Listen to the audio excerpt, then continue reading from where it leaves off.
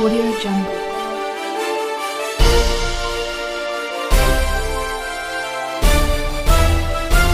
Audio Jungle. नमस्कार दोस्तों, मैं रोहितास रोचिप एक बार फिर से आपके अपने YouTube चैनल विनायक कोचिंग प्रसारणा पर आपका हार्दिक स्वागत करता हूं।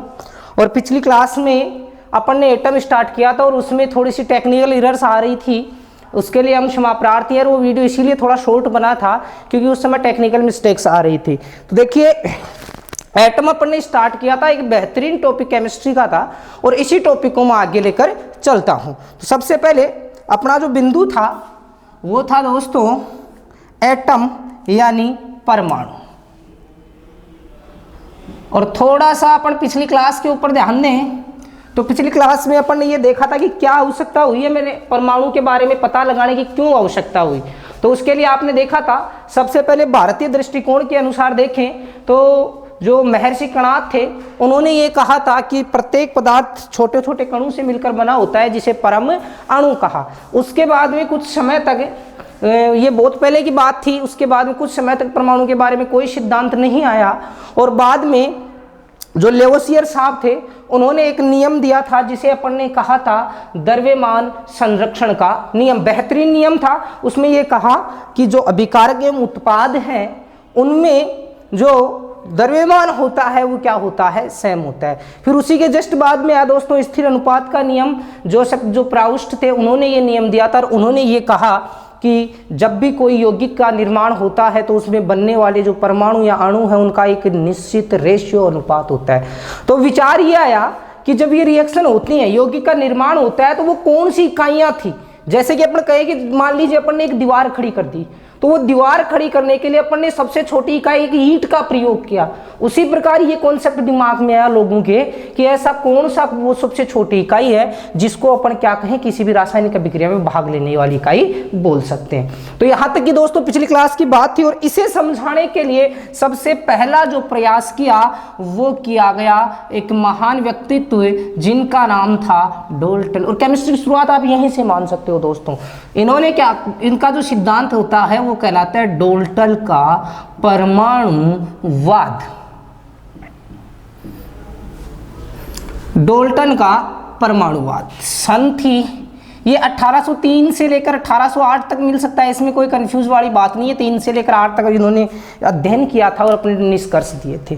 तो डाल्टन ऐसे व्यक्ति थे जिसने सबसे पहले किसके बारे में विचार किया दोस्तों, परमाणु एटम के बारे में विचार किया। और आपसे ये इसलिए पूछा जा सकता है क्योंकि सबसे पहले जो नींव रखी गई, देखो दोस्तों जब भी अपन कोई अपग्रहण कोई शुभ कार्य करा तो सबसे पहले आप गजानन गणपति को मानते हैं और गणेश जी की आराधना की जाती है। उसी प्रकार यदि अपने को केमिस्ट्री या परमाणु पढ़ना है ना तो उस परमाणु को पढ़ने के लिए किसको पढ़ा जाएगा, डाल्टन को।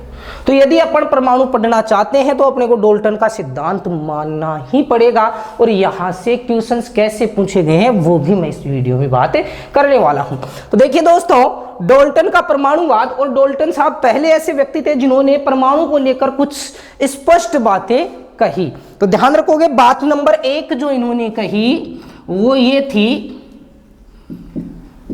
प्रत्येक पदार्थ छोटे छोटे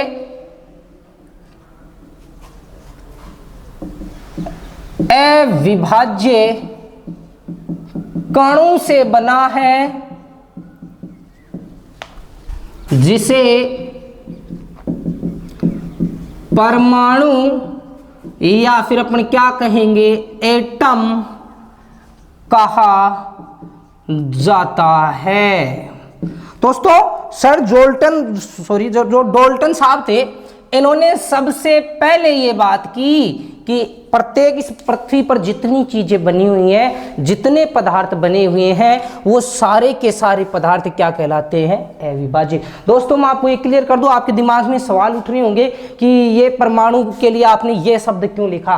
तो मैं आपको ये क्लियर कह दूं, ये बात मैं नहीं कह रहा हूं, ये बात कौन कह रहे हैं, डाल्टन साहब कह रहे हैं। अभी जब मॉडर्न केमिस्ट्री पढ़ेंगे तो वहां इसकी चीजें जो है वो बदलती रह जाएंगी। तो यहाँ पर ने सबसे पहली बात जो डाल्टन साहब ने कही वो बिल्कुल सिंपल सी ये बात कही कि प्रत्येक पदार्थ छोटे छोटे और अविभाज्य, अविभाज्य का मतलब यह है जिसके आगे टुकड़े न कर सकें, अविभाज्य कणों से मिलकर बना है और इन्हीं कणों को दोस्तों क्या नाम दिया गया, एटम नाम दिया गया। दूसरी बात जो इन्होंने लिखी अपने सिद्धांत में, 5 खास बातें जिनसे क्वेश्चन पूछे जाते हैं अक्सर एग्जामों में। दूसरी जो बात यहां से है वो ये है, एक ही तत्व के सभी परमाणु समान होते हैं।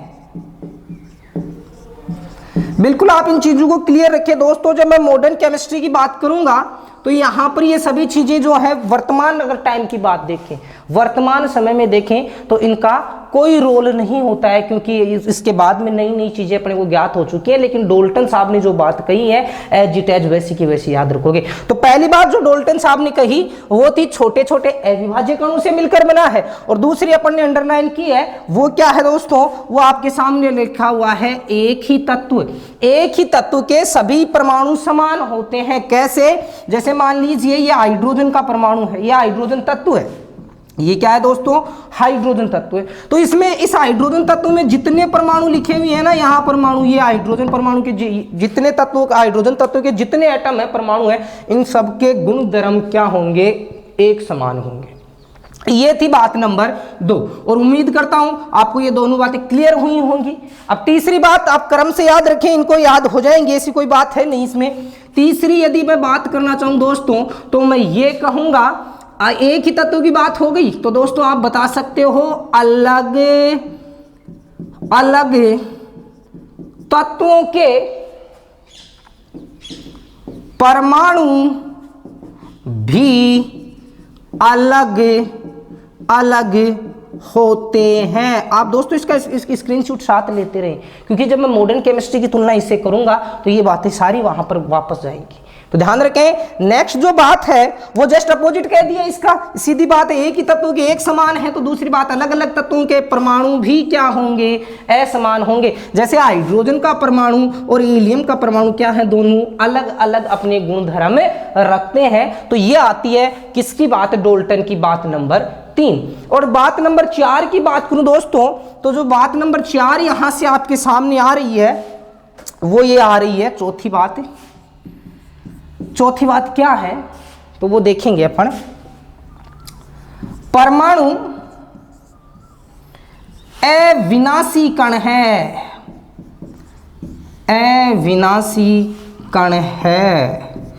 अब अविनाशी का मतलब देखिए, मैंने 2 चीजें लिखी हैं यहां पर, एक लिखी है अविभाज्य और दूसरा एक साथ भी लिख सकते थे चाहे तो, अविभाज्य व अविनाशी बोल सकते हैं, पर ये दोनों क्या है, परमाणु अविभाज्य भी है दोस्तों और परमाणु क्या है, अविनाशी कण। और अविनाशी कण के लिए मैं अगर शॉर्ट में कहना चाहूं मतलब क्या है, यानी न तो परमाणु को क्या कर सकते हैं दोस्तों अपन उत्पन्न यानी बना सकते हैं, और न ही परमाणु को क्या किया जा सकता है, नष्ट किया जा सकता है।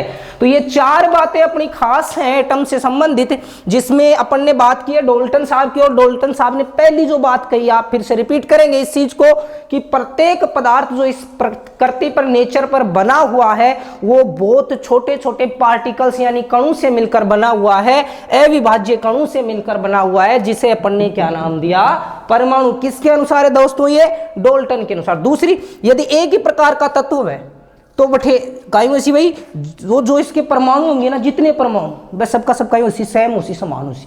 तीसरी बात काई पर दिया बा, अलग अलग तत्व है ना, तो अलग अलग तत्वों का परमाणु भी काई वैसी भाई असमान उसी।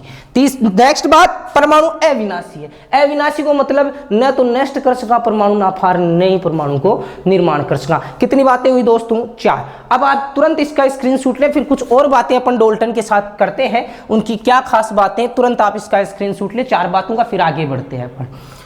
दोस्तों स्क्रीनशॉट हो गया होगा, आप इनको बिल्कुल ध्यान से देखते रहें, और स्क्रीनशॉट हो गया तो आप तैयार हैं अगला बिंदु परमाणु का या फिर डोल्टन का पढ़ने के लिए। 4 बातें हो चुकी हैं दोस्तों, और 5वीं जो बात है, बड़ी खास बात यहां से फिर आती है, बात नंबर 5।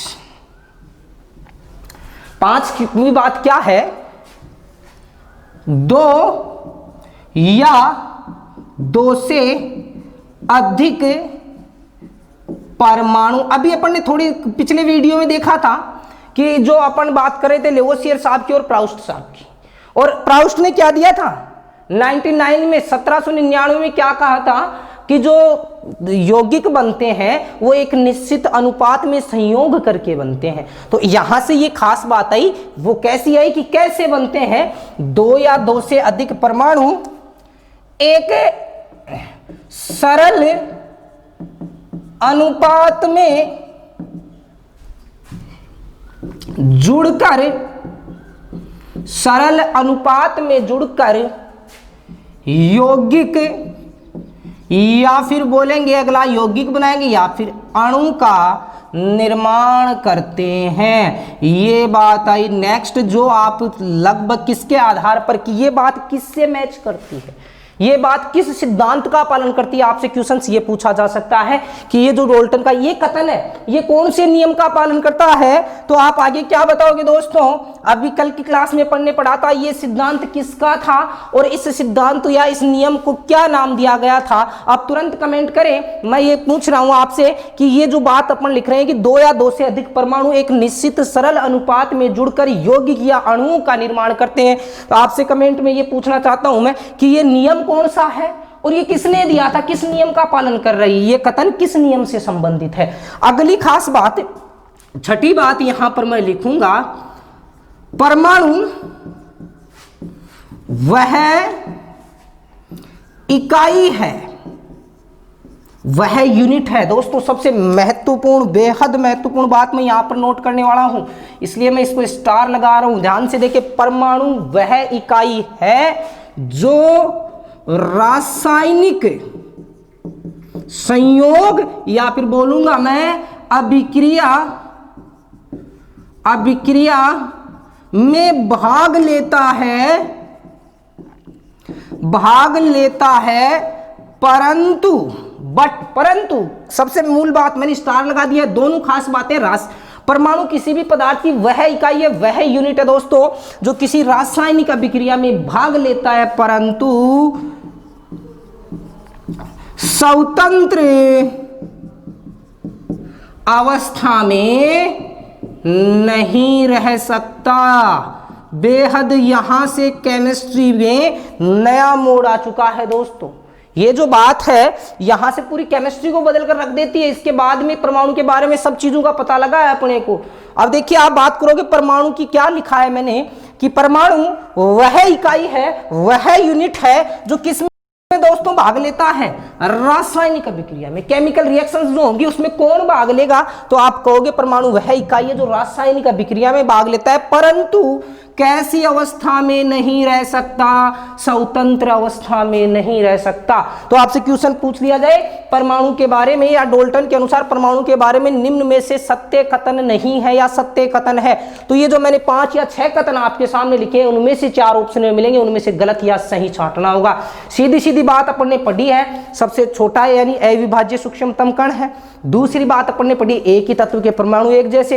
नेक्स्ट बात पढ़ी अलग अलग तत्वों के परमाणु क्या होते हैं दोस्तों, अलग अलग होते हैं। उसके बाद में पढ़ने पड़ा 2 या 2 से अधिक परमाणु एक सरल अनुपात में जुड़कर यौगिक बना लेते हैं। उसके बाद में दोस्तों मैं यहां से वापस बात करूंगा, अभी आपसे पूछा था, आपके कमेंट आए होंगे ये नियम कौन सा है, तो ये बात आप क्लियर कर चुके हैं पिछली क्लास में। ये नियम है साहब प्राउस्ट साहब का, स्थिर अनुपात का जो नियम था इसका पालन हो रहा है यहाँ पर। तो ऐसे क्वेश्चंस भी आप ध्यान रखें किसका समर्थन करता है, क्वेश्चंस पूछे जा सकते हैं। और नेक्स्ट और सबसे खास बात जो की अपन ने वो क्या किया, परमाणु वह इकाई है जो रासायनिक अभिक्रिया में तो भाग लेता है। तो कोई भी मान लीजिए पदार्थ, उस पदार्थ का कौन सा भाग रासायनिक अभिक्रिया में भाग लेता है, तो आप कहोगे रासायनिक अभिक्रिया में भाग लेने वाला कौन होता है, परमाणु। नेक्स्ट, परंतु क्या नहीं रह सकता है, स्वतंत्र अवस्था में नहीं रह सकता। दोस्तों आपसे मेरा फिर से अगला क्वेश्चन है कि किसी भी तत्व के कौन से 2 प्रकार के इलेक्ट्रॉन बताएं दोस्तों, कोर इलेक्ट्रॉन और संयोजी इलेक्ट्रॉन। पिछले वीडियोस में देखा है कौन से इलेक्ट्रॉन रिएक्शंस में भाग लेते हैं। मेरा नेक्स्ट क्वेश्चन है आप लोगों से, ये तुरंत मेरे को आंसर दें कि कौन से इलेक्ट्रॉन रासायनिक अभिक्रिया में भाग लेते हैं। तो ये बात होती है। उसके बाद में दोस्तों यहां तक की बात आपकी क्लियर हुई होगी, और ये बात आपकी क्लियर हुई तो ये मान के चलिए आपका डाल्टन साहब जो थे वो इतनी बात बता के चले जाते हैं, और उसके बाद में नए सिद्धांत आते हैं। कब आते हैं वो दोस्तों? जब अपनी लगभग यहाँ के 100 साल बाद में नई बातें पता चलती है। ये 1803 से लेकर 1808 तक की बातें थी। इसके बाद में जब नए सिद्धांत आए ना दोस्तों, जब परमाणु में प्रोटॉन इलेक्ट्रॉन न्यूट्रॉन की खोज हुई, तब जाकर इनका खंडन हुआ। तो यानी लगभग 100 साल तक अकेले डाल्टन का एकाधिकार था परमाणु के सिद्धांत पर, इसलिए अपन ने क्या किया है, इसको पढ़ा गया है। चलिए फिर उसके बाद में क्या हुई, अब आगे की हिस्ट्री चल रही है अपनी। उसके बाद में लगभग 1896 के अंदर अपन चलें तो प्रोटॉन इलेक्ट्रॉन और न्यूट्रॉन की 1932 तक खोजें हो चुकी थी। परमाणु का जो सिद्धांत था वो बिल्कुल डाल्टन का फ्लॉप हो चुका था, लेकिन फिर भी अपने को इसको पढ़ना ही पड़ेगा, क्योंकि डाल्टन साहब वह महान व्यक्तित्व है जिसके कारण किसकी एटम के बारे में लोगों ने सोचना स्टार्ट किया था। इसलिए इन्हें अपन कतई नहीं भूल सकते, क्योंकि इश्क में बुरी नीयत से कुछ सोचा नहीं जाता, बेवफा कहा जाता है, उसको समझा नहीं जाता। तो आपको इसलिए डाल्टन को तो पढ़ना ही पड़ेगा। तो दोस्तों यहां तक आपने स्क्रीनशॉट ले लिया होगा, और जैसे ये स्क्रीनशॉट होता है डाल्टन के बाद में अपन चलते हैं अगला बिंदु मॉडर्न केमिस्ट्री के ऊपर। देखिए क्या है, हो गया होगा स्क्रीनशॉट, और आपने मेरा क्वेश्चंस का आंसर भी दिया होगा। वो कौन से इलेक्ट्रॉन है जो रासायनिक अभिक्रिया में भाग लेते हैं? तो पिछले वीडियो में आप देखे जाकर, वहां मैंने ये बिल्कुल बताया है कि संयोजी इलेक्ट्रॉन जो बाह्यतम कक्षा में होते हैं, वे इलेक्ट्रॉन क्या करते हैं, किसी भी रासायनिक अभिक्रिया में भाग लेते हैं। चलिए आगे, ये तो हो गई डाल्टन की बात। अब आज वर्तमान टाइम की बात देखिए, प्रेजेंट टाइम की बात देखें तो प्रेजेंट टाइप में अपन ने डाल्टन का जो परमाणुवाद है इसको क्या कर दिया, बिल्कुल गलत साबित कर दिया। चलिए अपन डाल्टन के बाद में चलते हैं। इसकी बात होगी आधुनिक। चलिए मैं आपसे एक क्वेश्चन और ले लेता हूं यहां पर, जल्दी से मेरे को एक क्वेश्चन का आंसर दे दें। आपने डाल्टन पढ़ा है तो देखिए क्वेश्चन पूछा हुआ है, एग्जाम का क्वेश्चन है, एग्जाम का क्वेश्चन लिख रहा हूं। वो क्वेश्चन है दोस्तों, निम्न में से परमाणु के बारे में सार्वभौमिक सत्य कथन है। मेरा क्वेश्चन है दोस्तों, जो नीचे में कुछ कथन कह रहा हूं, स्टेटमेंट दे रहा हूं, इन स्टेटमेंट्स में से कौन सा परमाणु के लिए सार्वभौमिक सत्य कथन है? और ऑप्शन है दोस्तों, तुरंत कमेंट करेंगे आप। पहला, परमाणु अविभाज्य है। परमाणु क्या है दोस्तों? अविभाज्य है। बी है मेरा, एक ही तत्व के सभी परमाणु समान होते हैं। तीसरा जो मेरा स्टेटमेंट है दोस्तों, वो स्टेटमेंट है परमाणु रासायनिक अभिक्रिया में भाग लेता है। और चौथा जो कथन है मेरा दोस्तों, वो है उपरोक्त सभी, ऑल ऑफ दीज, उपरोक्त सभी। तो दोस्तों मेरे को ये बताइए, निम्न में से कौन सा कथन परमाणु के लिए सार्वभौमिक सत्य है? यहां पर देखिए दोस्तों, आप तुरंत कमेंट करें कि परमाणु के लिए निम्न में से कौन सा कथन सही है, सत्य है। आपके ऑप्शंस हैं, परमाणु अविभाज्य है, दूसरा है एक ही तत्व के सभी परमाणु समान होते हैं, परमाणु रासायनिक अभिक्रिया में भाग लेता है, और उपरोक्त सभी। अब दोस्तों मेरे को ये जैसा कि पता है, और आप भी यही सोच रही होंगे कि आप में से जो 80 या 90% जो विद्यार्थी हैं वो ऑप्शन नंबर किसके साथ जा रहे हैं? डी के साथ जा रहे हैं। लेकिन यदि आप आंसर डी देते हो तो फिर ये आंसर आपका क्या हो जाएगा दोस्तों? गलत हो जाएगा। फिर समस्या आ गई कि यदि आप आंसर डी दोगे तो आपके साथ समस्या ही समस्या है, क्योंकि एग्जामिनर को पता है आप कहां तक सोचने वाले हो। फिर कहते फिरोगे कि इश्क ने गुथे थे जो गजरे वो अब नुकीले हो गए, इश्क ने गुथे थे जो गजरे अब वो नुकीले हो गए, तेरे हाथों में पड़े कंगन भी अब ढीले हो गए, रह गए फूल अकेले साख पर, क्योंकि गांव की जितनी तितलियां थी सबके हाथ पीले हो गए। तो दोस्तों ध्यान से इसका आंसर देना है अपने को कि इसका आंसर क्या आने वाला है। देखिए क्या मैंने ये लिखा है क्या प्रश्न में कहीं डोल्टन के अनुसार। अब आप देखिए कहीं नहीं लिखा हुआ है। पहली बात तो आप यहां देखोगे यदि डोल्टन के अनुसार होती तो आपका आंसर क्या होता, चौथा आंसर होता, अगर बात डोल्टन साहब की होती। नेक्स्ट बात यहां मैंने अंडरलाइन कर रखी है दोस्तों, ये सार्वभौमिक सत्य मतलब हमेशा सही रहने वाला यूनिवर्सल ट्रुथ क्या होगा वो आपसे पूछा है, सार्वभौमिक सत्य।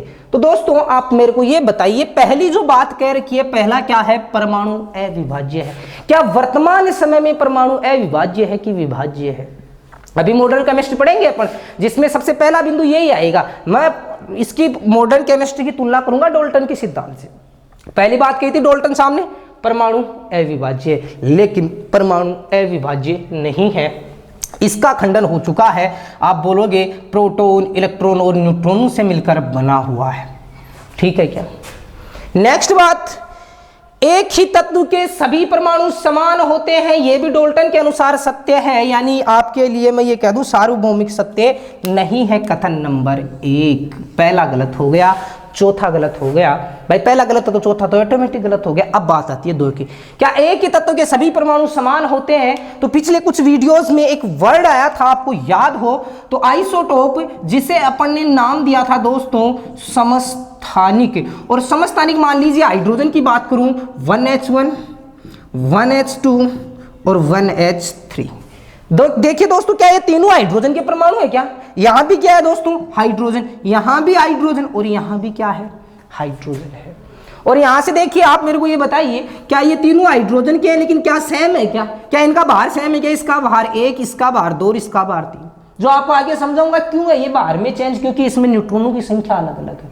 प्रोटॉन सब में 1-1 है, जबकि यहाँ कोई न्यूट्रॉन नहीं है, न्यूट्रॉन 0 है, यहाँ न्यूट्रॉन 1 है, यहाँ न्यूट्रॉन 2। क्या दोस्तों ये सेम हो सकते हैं क्या? तो मैंने क्या कहा है, यहां लिखा है कथन नंबर 2 सभी परमाणु समान होते हैं, लेकिन ये परमाणु क्या नहीं है, वर्तमान समय में समान नहीं है। इसका मतलब ये बात भी क्या रहती है, गलत। अब वो आंसर आप लोगों के सामने होगा। नेक्स्ट क्या है, परमाणु रासायनिक अभिक्रिया में भाग लेता है। मैंने डोल्टन के लिए कहा था ये सबसे बेहद महत्वपूर्ण पॉइंट है, जो आज भी इसका सत्य है। वास्तव में किसी भी पदार्थ की सबसे छोटी जो इकाई रासायनिक अभिक्रिया में भाग लेती है वह कौन लेता है, पूरा क्या लेता है, एटम भाग लेता है। तो दोस्तों ये आपका आंसर बिल्कुल क्लियर हुआ होगा कि परमाणु रासायनिक अभिक्रिया में क्या लेता है, भाग लेता है। तो ये आपका आंसर होगा इसमें। और यदि आपके ये आंसर समझ में आया है तो जल्दी से आप कमेंट में यस लिख के भेजें। और अगर आपकी बातें मेरी लिखी हुई समझ में आ रही हैं तो आप चैनल को लाइक करें, सब्सक्राइब करें, शेयर करें। चलिए नेक्स्ट बात, तो अपन ने अब की क्लास में अपन ने केवल आज की क्लास में छोटा सा बिंदु पढ़ाया अपन ने। बिल्कुल मैं देखिए दोस्तों कभी भी जल्दबाजी नहीं करूंगा। और जो लाइव क्लास, जो मेरी लाइव क्लास में बैठते हैं, मतलब आमने सामने जब बैठते हैं क्लास लेते हैं अपन, तो आप जानते हो सबसे धीरे चलते हैं अपन। लेकिन धीरे चलने का मतलब ये होता है, वो कहा जाता है ना कि धीरे धीरे रे मना धीरे सब कुछ हो, माली सींचे 100 घड़ा ऋतु आए फल हो। तो अपन बिल्कुल अपनी इसी स्टार से, इस जो रफ्तार अपनी स्पीड जो है इसी स्पीड से चलेंगे। और स्पीड का मतलब केवल सिलेबस करवाने से नहीं होता है दोस्तों। अपना मतलब जो है, टारगेट जो है वो ये है कि आप साइंस को समझ सको। और यदि साइंस समझ गए ना अपन, तो फिर कोई एग्जाम ऐसी नहीं होगी जिसे अपन क्रैक नहीं कर सकते हैं। तो ये थी दोस्तों किसकी बात, डोल्टन के परमाणुवाद की। अगले वीडियोस में मैं मिलूंगा आपको। अगली जो बात होगी वो ये देखेंगे कि डोल्टन के नियम में कितनी सत्यता है या फिर कितनी असत्य बातें हैं, कहाँ से अन्य क्वेश्चंस बनते हैं। फिर अपन बात करेंगे दोस्तों अणु की, आयन की बात करेंगे। फिर अपन देखेंगे परमाणु के जो मूल कण होते हैं उनकी बातें होंगी। फिर परमाणु मॉडल की बातें होंगी। और जो विद्यार्थियों के पिछले कुछ क्लासों में कमेंट आ रहे हैं उन कमेंटों की बात होगी, जो इलेक्ट्रॉन विन्यास से संबंधित आ रहे, इलेक्ट्रॉनिक विन्यास भरने में समस्या आ रही। तो दोस्तों आप चिंता न करें, इलेक्ट्रॉनिक विन्यास भरना मात्र 15 या 20 मिनट का टॉपिक होगा अपना एक वीडियो, उसमें अपन इलेक्ट्रॉनिक विन्यास भरना भी सीखेंगे। इसके अलावा एक विद्यार्थी का जो कमेंट था वो ये भी था कि सर आपने जो आपकी जब आपने आवर्त सारणी बताई तो आपने कहा एनसीईआरटी में जो उपधातुएं हैं, ये भी मैं क्लियर कर देता हूं दोस्तों, उपधातुएं हैं वो आपने ये लिखाई हैं, ये वाली ये वाली लिखाई है। और दोस्तों ये लिखा है अपन ने, ये वाली अपन ने क्या लिखी है, 7 उपधातुएं लिखी हैं। लेकिन कई जो एनसीईआरटी है, एनसीईआरटी बुक्स की एक पीडीएफ की एक फोटो भी भेजी थी मेरे पास, उसमें ये था कि यहाँ से नहीं सर, उसमें तो कहाँ से मान रखा है, सिलिकॉन से। तो दोस्तों वो थोड़ा मिस आउट है आपका, कोई दिक्कत इश्यू इसमें है नहीं। आप या तो जो पुरानी एनसीईआरटी है ना 11th क्लास की, पुरानी एनसीईआरटी देखें। एनसीईआरटी जो पुरानी थी, मतलब 2017-18 की समथिंग बात करोगे, 11th क्लास की, वो देखें। या आप देखें पुरानी जो एनसीईआरटी की बुक्स हैं, एनसीईआरटी की ही बुक की बात करूंगा मैं, एनसीईआरटी की जो 10th क्लास की है, या फिर जो आपकी नई एनसीईआरटी है ना, न्यू एनसीईआरटी, उसमें भी मिल सकता है आपको। एनसीईआरटी जो आपकी 10th क्लास की, उसमें देखें। या फिर आप देख सकते हो जो राजस्थान बोर्ड की एग्जाम है ना, राजस्थान बोर्ड की साइंस की बुक है 10th क्लास की, आरबीएससी 10th क्लास की बुक है, उसमें देखें। आपको बिल्कुल वर्गीकरण दिखेगा, क्योंकि जो 11th क्लास में उसमें वर्गीकरण नहीं दे रखा है। 11th क्लास वाली बुक में धातु का वर्गीकरण नहीं दे रखा है, सीधा बता रखा है। जबकि इन बुक्स में आप देखोगे ना तो आपको बिल्कुल दिखेगा। कैसे दिखेगा उसमें मैं बताऊं आपको, यूं मिलेगी उस बुक में, इस प्रकार की पीरियोडिक टेबल मिलेगी ऐसे। और यहाँ पर दोस्तों ये वाली थी ना, बोरोन से लेकर, उनको अलग ही रंग से रंगा हुआ है। जो सीडी नुमा तत्व है दोस्तों, उनमें अलग ही ऐसे अलग रंग में रंग के दिखा रखा है इनको। और फिर नीचे लिख रखा है ये सारी जो हैं वो क्या है, उपधातु। तो एक बार वहाँ से आप देखें। और फिर भी यदि इसमें समस्याएं आती हैं तो आप मेरे से कमेंट कर सकते हैं, शेयर कर सकते हैं अपने टेलीग्राम पेज पर, व्हाट्सएप पेज पर। तो मिलेंगे अगले वीडियो में अपन आगे के बिंदु के साथ। तब तक के लिए जय हिंद, जय भारत।